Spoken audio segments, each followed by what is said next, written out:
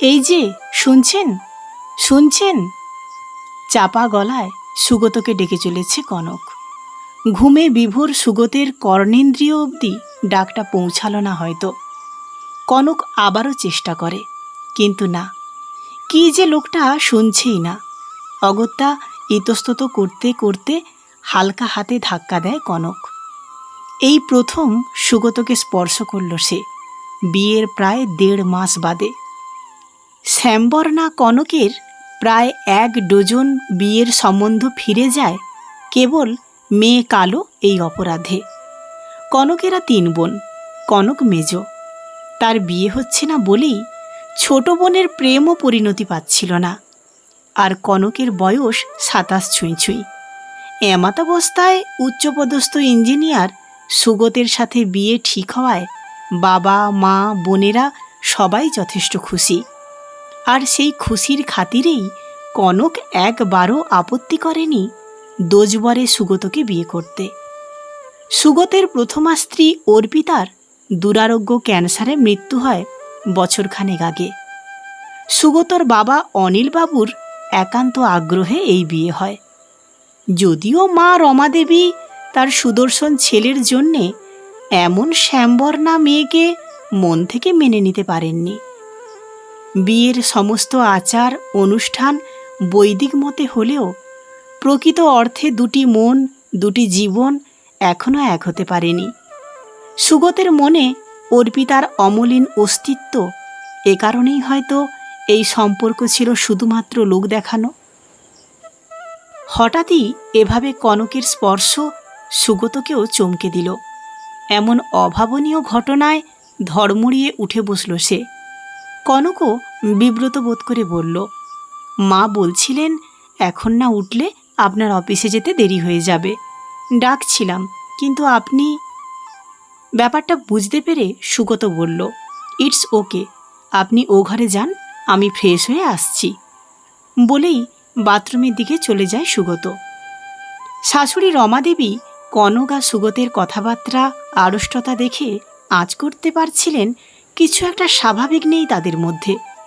এতে অসন্তুষ্ট রমাদেবী স্বামী অনিলের কাছে অভিযোগ করেন, বারবার মানা করেছিলাম ওই কালো মেয়েকে বউ করে এনো না। অর্পিতার মুখটা ভাবো, কেমন মিষ্টি ছিল। এই মেয়ের দিকে তাকিয়ে কি খোকন তার অতীত ভুলতে পারবে? রমাদেবীর আক্ষেপ শুরু হতেই অনিলবাবু তাকে থামিয়ে দিয়ে বলে উঠলেন, এত অধৈর্য হয়েও না গিন্নি, সব ঠিক হয়ে যাবে, সময় দাও। রমাদেবীর আবার আক্ষেপের সুর, কি যে দেখলে ওই মেয়ের মধ্যে তুমি? অমন সুন্দর বউ হারানো ছেলের মন ভুলবে ওই কালো মেয়ের দিকে তাকিয়ে? অনিলবাবু নিজের মনেই বলতে লাগলেন, অর্পিতার রূপ ছিল প্রখর রোদের মতো, আর কনক চাঁদের স্নিগ্ধতা নিয়ে এসেছে। এ মেয়ে পারবেই আগের সুগতকে আবার ফিরিয়ে আনতে, আমার দৃঢ় বিশ্বাস। মন জিনিসটা বড় অদ্ভুত জানো তো। সে চামড়ার চোখ দিয়ে দেখে না গিন্নি, মনের চোখ দিয়েই দেখে। আর তোমার ছেলের মনের চোখ যেদিন খুলবে সেদিন সব ঠিক হয়ে যাবে, অপেক্ষা করো। চোখ মুছতে মুছতে রমা তাকালেন অনিলবাবুর দিকে। সব সময় উদ্ভট সব কথা তার। সুগতের উদাসীনতা যেন দেখেও দেখেন না অনিলবাবু। আর রমাদেবীর 2 চোখে 2 বছর ধরে ঘুম নেই। আজকে দেবুর বিয়ে রিসেপশন, কি মনে আছে তো তোর? সহপাঠী এবং সহকর্মী উজ্জ্বল সুগতের দিকে তাকিয়ে বলে। সুগত বলে, আমার ঠিক নেই, তোরা গিয়ে আয়। সে কি রে, ঠিক নেই মানে? তুই কি যাবি না নাকি? উজ্জ্বল অবাক হয়ে বলে, না, ইচ্ছে নেই, শরীরটা তেমন ভালো নেই আজকে। নির্লিপ্ত স্বর সুগতের। কিন্তু উজ্জ্বল নাছোড়বান্দা, কেন যাবি না বলতো? শরীর ভালো নেই নাকি মন খারাপ? কি হয়েছে বন্ধু? সুগত উত্তর না দিয়ে কাজ করতে থাকে। কি রে, বৌদির সাথে ঝগড়া হয়েছে বুঝি? ঠিক কি না? উজ্জ্বলের কৌতূহল বুঝতে পেরে সুগত বিরক্তি প্রকাশ করে। ধুর, কিছু হয়নি, এমনি ইচ্ছে নেই তাই যাব না। ইচ্ছে নেই বললেই হলো? দেবুর কথা ভাববি না? তোর আর অর্পিতার রিলেশন গড়ার পেছনে কি না করেছিল সে? বলেই থেমে গেল উজ্জ্বল। এভাবে অর্পিতার কথা বলাটা হয়তো ঠিক হলো না। সুগতর বুকের ভেতরটা যেন অকস্মাৎ ভূকম্পনের মতোই উলট পালট হয়ে যাচ্ছিল। অর্পিতা, এই একটা নাম বারবার কানে বাজছে তার। অর্পিতা নেই, চলে গেছে চিরতরে। অথচ সে নিজে এখনো বেঁচে আছে, ভালোভাবেই বেঁচে আছে। বিয়ে থা করে বেশ ভালোই তো আছে সুগত। অথচ কথা তো ছিল একজন অন্যজনকে ছাড়া একটা দিনও বাঁচতে পারবে না, তবুও তো সে বেঁচে আছে। উজ্জ্বল মনে মনে নিজের ভাবনা চিন্তাহীন কথায় লজ্জিত বোধ করে। হয়তো প্রয়োজন ছিল না এসব কথার। বলে ওঠে উজ্জ্বল, সরি রে, আসলে তোকে কষ্ট দেওয়ার ইচ্ছে আমার ছিল না সুগত। সুগত নিজেকে সামলে নিয়ে বলে, সে কিছু না উজ্জ্বল, কষ্ট তুই কেন দিবি? এটা আমার ভাগ্যে লেখা ছিল, তাই সরি টরি বলতে হবে না। আবার ফাইলের কাগজ উল্টাতে থাকে সুগত। উজ্জ্বল বেরিয়ে গেল চুপচাপ। ভাবনায় ডুবে যায় সুগত। কলেজ লাইফের সেই চুটিয়ে প্রেম করা থেকে অর্পিতার সাথে বিয়ে, এমনকি তার শেষ সময়েও দেবু প্রকৃত বন্ধুর মতো পাশে থেকেছে। সব মনে পড়তে থাকে সুগতের। সেই দেবুর বিয়েতে যায়নি সে, আজ রিসেপশন, যেতে চায় না সে। অন্যদের আনন্দের ভাগিদার না হয়ে তাদের কি বুঝিয়ে দিতে চায় সুগত, সে নিজেও জানে না। অথচ মাস দুয়েক আগে সেও তো বিয়ে করেছে আবার, যদিও অনিচ্ছায়, তবুও সেই বিয়েতেও দেবুর অবদান কিছু কম ছিল না। অথচ তারই এমন আনন্দের দিনে সুগত, ছিছি, নিজের স্বার্থপরতায় সুগত নিজেই লজ্জিত বোধ করল। নিজের টেবিল ছেড়ে উঠে গেল উজ্জ্বলের কাছে। তোরা কটায় যাচ্ছিস রে? উজ্জ্বল চমকে দেখে সুগতকে। খুশির ঝিলিক ফুটে ওঠে তার চোখে। হেই তো সন্ধে 7টা 7:30 নাগাদ। ঠিক আছে, আমিও যাব ভাবছি। বাড়ি থেকে বেরোনোর সময় কল করব আমি, একসাথে যাওয়া যাবে। সুগতের কথা শুনে উজ্জ্বল বলে ওঠে, ওকে, তোরা রেডি হয়ে কল করিস। তোরা মানে? আমি একাই যাচ্ছি। সুগতের কথা শুনে অবাক হয়ে উজ্জ্বল বলে, সে কি কথা, বৌদি যাবে না? সুগত চুপ করে থাকে। উজ্জ্বল কিছু একটা ভেবে নিয়ে বলে উঠল, কেন অকারণে ওই মেয়েটাকে কষ্ট দিচ্ছিস? এসব কিছুতে তার কি দোষ বল? সে তো সব জেনে শুনেই তোর সাথে বিয়েতে মত দিয়েছে। বিয়ের পর থেকে একটা বারও তোর মুখে বৌদির গল্প শুনিনি। কোথাও বেরো হোস না। আমি জানি না তার সাথে তোর রিলেশন কেমন, কিন্তু তোর এমন উদাসীন ব্যবহারে তার মনের অবস্থাটা কেমন হবে বলতো? সুগত এড়িয়ে যেতে চায়। কি শুরু করলি রে? এত জ্ঞানের ভাণ্ডার তোর মধ্যে? জ্ঞান নয়, প্র্যাকটিক্যাল হয়ে ভেবে দেখ। একটা মেয়ে বাবা মা ভাই বোন নিজের পরিবার ছেড়ে অন্য একটা সংসারে আসে, মানিয়ে নেয়, কারণ সেখানে স্বামী স্ত্রীর মধ্যে মনের মিল থাকে, ভালোবাসা থাকে। অথচ তোকে দেখে মনে হয় না বৌদির জন্যে কোনো ফিলিংস আছে তোর। না, নেই তো, হবেও না কোনো দিন, কোনোভাবেই সম্ভব নয়। অর্পিতার স্থান আমি কাউকে দিতে পারবো না। কণ্ঠস্বর দৃঢ় হয়ে ওঠে সুগতর। সে তোর বিবাহিতা স্ত্রী সুগত। উজ্জ্বল বলে ওঠে, জানি, লৌকিক আচারের বিয়ে, এই মনে তার কোনো স্থান নেই। ছেড়ে দে, তোর মাথায় ঢুকবে না। আসি রে, 7টায় দেখা হচ্ছে। বলেই তড়িৎ গতিতে বেরিয়ে যায় সুগত, আর উজ্জ্বল তাকিয়ে থাকে সেদিকে। রমাদেবী যদিও কনকের উপর খুব একটা খুশি ছিলেন না, তবুও ছেলের সুখের জন্যই তার মতো করে তিনি চেষ্টা করে চলেছিলেন সব কিছু সুন্দর স্বাভাবিক করার। কোথায় গেলে বৌমা? এদিকে আসো, একসাথে চা খাই সবাই, চলে আসো। রমাদেবীর ব্যস্ত ডাকে রান্নাঘর থেকে বেরিয়ে এলো কনক। অনিলবাবু চা মুখে দিয়ে জিজ্ঞেস করলেন, আজকে দেবুর বিয়ের রিসেপশানে যাওয়ার কথা না তোদের? নির্দ্বিধায় বলে ওঠে সুগত, আমি উজ্জ্বলের সাথে যাচ্ছি। সুগত খবরের কাগজ হাতে নিজেকে আড়াল করে রাখে, পাছে তার মনোভাব দেখতে পান তারা। মায়ের কান্না কাটিতে একান্ত বাধ্য হয়েই এই বিয়ে করেছিল সে, কিন্তু মন থেকে অর্পিতার ভালোবাসার স্থান সে কাউকে দিতে পারবে না। সে চায়ও না সেই স্থানে কনককে ভাবতে। তাই অদৃশ্য দেওয়ালের এপাশে সুগত আর অন্যদিকে কনক। অনিলবাবু ছেলের কথায় অবাক হয়ে কনকের দিকে তাকিয়ে বলেন, তুমি যাবে না বৌমা? কনক ভাষা খুঁজে পায় না। তাকে সুগত বলেইনি যাবার কথা। দেবু যদিও বারবার অনুরোধ করে গেছিল বিয়েতে যেতে, কিন্তু যে বিয়েতে সুগতই যায়নি সে যাবে কোন অধিকারে? ধীরে ধীরে কনক বলে, আমার শরীরটা আজ ভালো নেই বাবা। ডাইনিং টেবিল থেকে উঠে ভেতরে চলে যায় কনক। এক টেবিলে 3 জন বসে আছে, অথচ কোনো কথা নেই। কিছুক্ষণ এভাবে কাটবার পর রমাদেবী কথা পারলেন। কি রে, কি এত খবর পড়িস বলতো? সবার সাথে একটু কথা বলবি তা না। সুগত একরকম বাধ্য হয়েই বলে ওঠে, কি বলবো মা? সাথে সাথেই শুধু সুগতরই নয়, রমাদেবী আর অনিলবাবুরও মনে পড়ে যায় 2 বছর আগেও এই ডাইনিং টেবিলে কি দারুণ আড্ডা জমত। অর্পিতা কথা বলতে খুব ভালোবাসত, আর সুগত তার অপ্রয়োজনীয় সব কথাও শুনতে ভালোবাসত। একটা গভীর দীর্ঘ নিঃশ্বাস মা ছেলে দুজনের বুক থেকে বেরিয়ে এলো। অনিলবাবু চুপ করেই বসে থাকেন। কনক বুঝতে পারে না কেন ঘরের পরিবেশ হঠাৎ হঠাৎ এত ভারী হয়ে যায়। এইভাবেই কেটে যায় 6 মাস। যান্ত্রিকভাবে চলতে থাকে জীবন তার নিজস্ব নিয়মে। কেবল সেই অদৃশ্য দেওয়ালটা একইভাবে থেকে যায়। যদিও কনকের নীরবতা, অমায়িক আচরণে, নম্র ব্যবহারে ততদিনে ছোট একটা ঝটকা দেখা যেতে লাগল।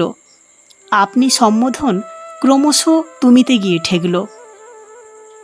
সুগত অর্পিতার স্মৃতি ম্লান হতে দিতে চায় না, তাই যথাসাধ্য চেষ্টায় কনককে দূরে সরিয়ে রাখে সে। কিন্তু মন কোনো গণ্ডিতে রাখার নয়। মনের গতিবিধি সে নিজেই নির্দিষ্ট করে। চাইলেও সুগত মন নামক বস্তুটাকে কাবু করতে পারে না। কনকের কথা বলা, ব্যবহার, আচরণ সব কিছুতেই সুগত মুগ্ধ হয়। অসাধারণ সহনশীল কনক।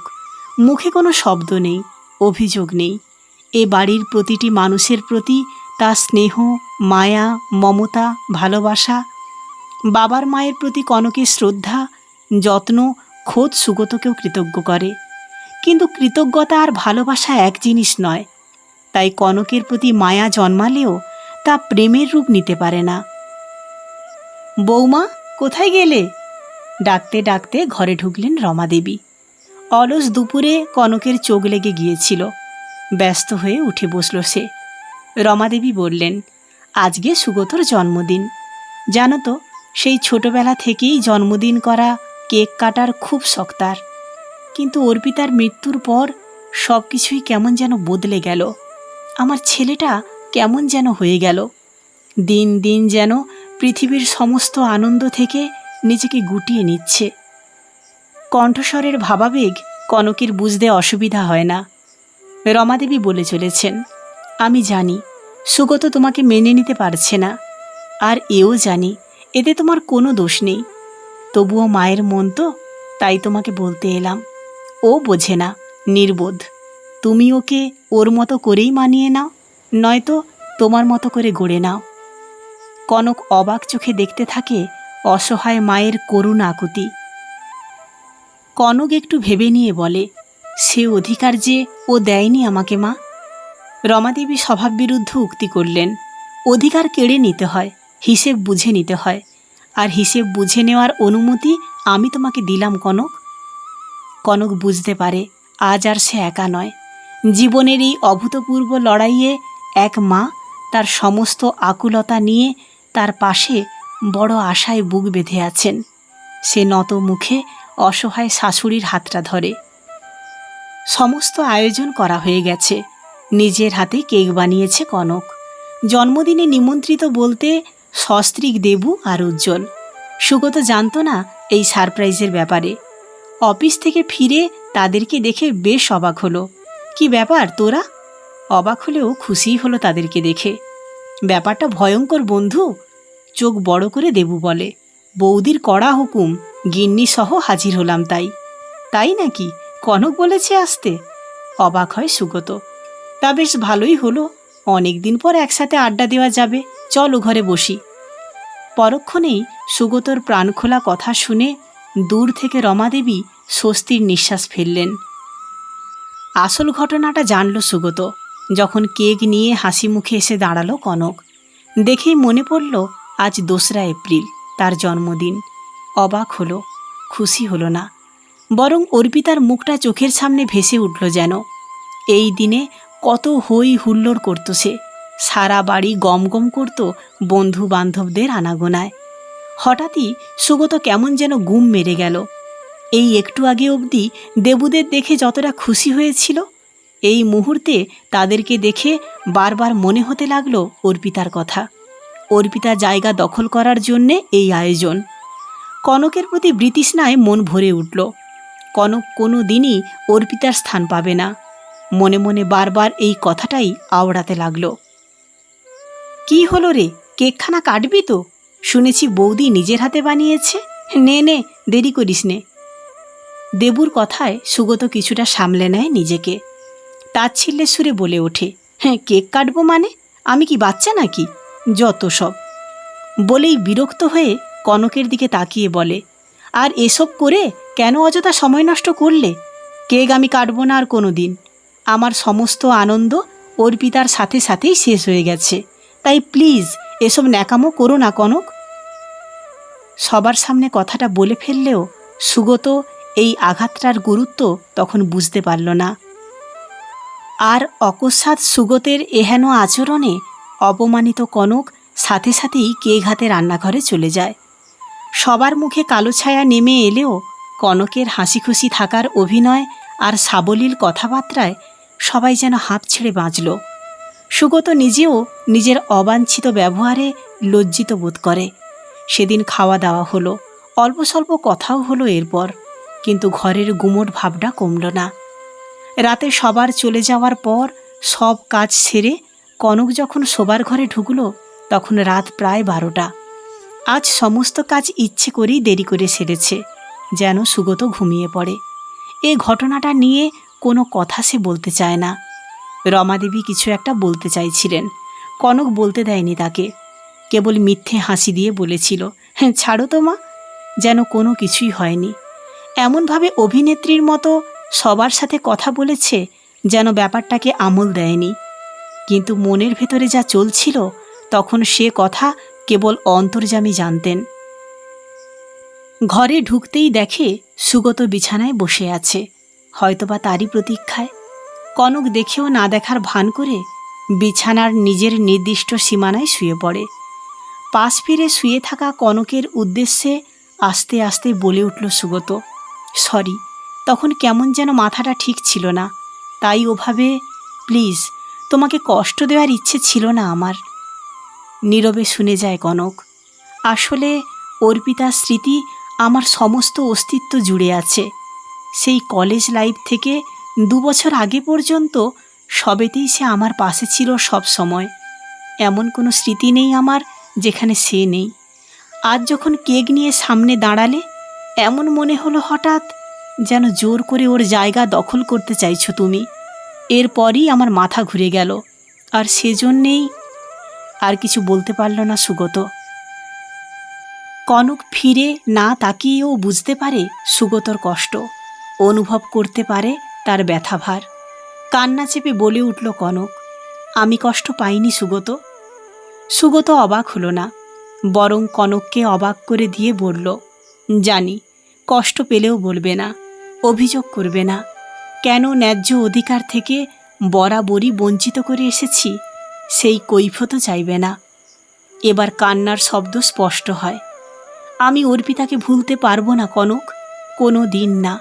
এই বিয়ে আমার অমতে হয়েছিল, সে তুমি না জানলেও এতদিনে বুঝে ফেলেছ। আমি জানি। আমি তো তোমার কাছে কৈফিয়ত চাইনি, তাহলে এসব কেন বলছো অকারণ? আমাকে যে বলতে হবেই, আমিও তো মানুষ, পাথর নই।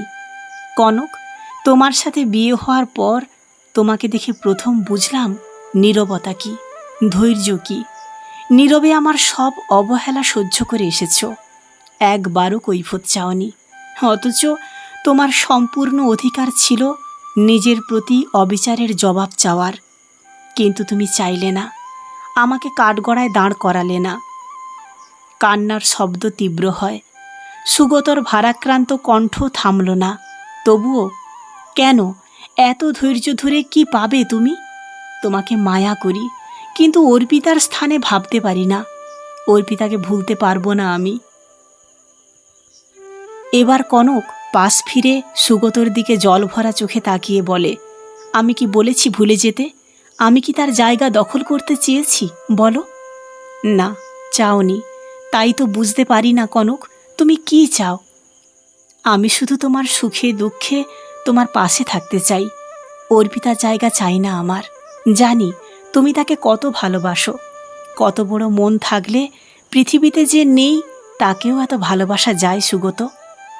সুগতর চোখে জল আসে, ভুলে যায় পুরুষ হয়ে কান্না কতটা লজ্জার। তোমার এত বড় হৃদয়ে অর্পিতার পাশে আমাকে এইটুকু জায়গা দিতে পারো না তুমি? উচ্চস্বরে কেঁদে ফেলে কনক। স্তব্ধ সুগত উপযুক্ত শব্দের অভাবে স্থির হয়ে বসে থাকে।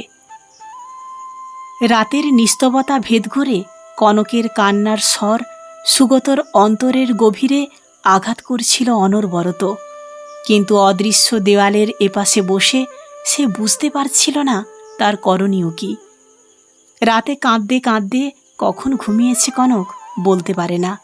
উঠতে বেশ বেলা হয়ে গেল। সুগতর অফিস আছে। তাড়াতাড়ি কাজ ছাড়তে রান্নাঘরে ঢুকে যায়। রমাদেবী তখন জলখাবার করছিলেন। কনককে দেখে বললেন, এত তাড়া নেই বৌমা, আজকে সুগত অফিস যাবে না। আগে জলখাবারটা নিয়ে যাও, পরে ধীরে সুস্থে কাজ করবে খন। সুগত রোজগার মতো টেবিলে খবরের কাগজে ডুবে আছে। কনকের হাতে জলখাবারের ট্রে দেখতে পেয়ে বলল, আজ কি লুচি আলু ভাজা নাকি? সচরাচর অপ্রয়োজনে কথা বলে না সুগত। অবাক কনক বলে, মা করেছেন। সুগত এবার উঠে রান্নাঘরের দিকে গিয়ে মাকে জড়িয়ে ধরে বলে, কতদিন পরে আমার ফেভারিট জলখাবার বানালে বলো তো মা? রমাদেবী অশ্রু সজল চোখে সেই পরিচিত সুগতকে দেখতে পেয়ে বলে উঠলেন, কতদিন পর এভাবে মাকে জড়িয়ে ধরেছিস বলতো খোকন? দরজায় দাঁড়িয়ে থাকা কনকের দিকে আর চোখে লক্ষ্য করে মাকে বলে ওঠে সুগত, কালকের কেকটা কোথায় মা? আনন্দে আত্মহারা হয়ে রমাদেবী বলেন, খাবি তুই খোকন? কই গো বৌমা, শুনছ? কেকটা এনে দাও। কনক ঠিক বুঝতে পারছিল না কি হচ্ছে, তবুও মন্ত্রমুগ্ধের মতোই কেকটা বের করতে ফ্রিজের কাছে গেল। সুগত তার পেছনে গিয়ে দাঁড়ালো। কেক হাতে ঘুরতেই থতমত খেয়ে যায় কনক। কেকের পিসটা হাত বাড়িয়ে নিতে নিতে লাজুক মুখে বলে ওঠে সুগত, কালকে সারা রাত ভাবলাম কনক, একবার ভালোবাসা হারিয়ে একাকী দিশেহারা হয়ে ঘুরেছি, আর একা থাকতে চাই না, তবে আমার একটু সময় লাগবে। কনকের চোখ ভিজে যায়। অনেক সময় আমাদের আনন্দের বহিঃপ্রকাশ অশ্রু হয়েও ঝরে পড়ে। গল্পটি লিখেছেন হৈমন্তী বণিক, পাঠে আমি সুদীপ্তা। গল্প পাঠটি আপনাদের কেমন লাগলো অবশ্যই কমেন্টস করে জানাবেন। যদি আপনাদের ভালো লেগে থাকে গল্প পাঠটি, তাহলে লাইক, কমেন্টস এবং শেয়ার করতে ভুলবেন না। ধন্যবাদ।